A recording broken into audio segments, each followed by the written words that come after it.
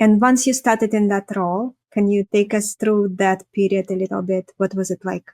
Gosh, it was a long time ago. It was hard for me because I had to win the respect of both the military side and the political side, because the Clinton White House and the Clinton um, national security apparatus, it wasn't, Clinton was not getting a lot of accolades for his, treatment with the military and the way he was, paying attention or not paying attention to the military.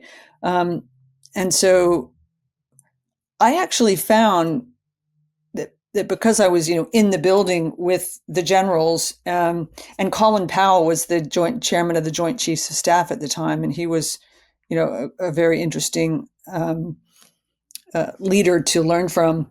Um, uh, I felt like the military supported me, and the generals I had to work with every day supported me more than the politicals across the river, at the White House. So that was a weird dynamic that I did not expect.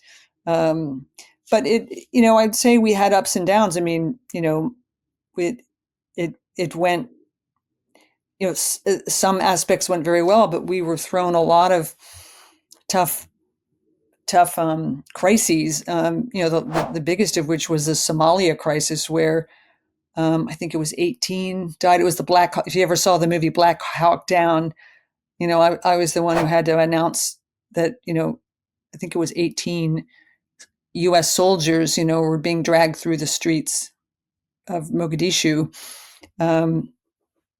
And that was, I think, the first time that we'd seen loss of life, in a guerrilla combat situation, since Vietnam. So, that was horrible. And my boss ended up getting fired over it. And I ended up leaving about 6 months after that. Or I didn't leave the Pentagon, but I left that role because the new defense secretary wanted to bring his own person in.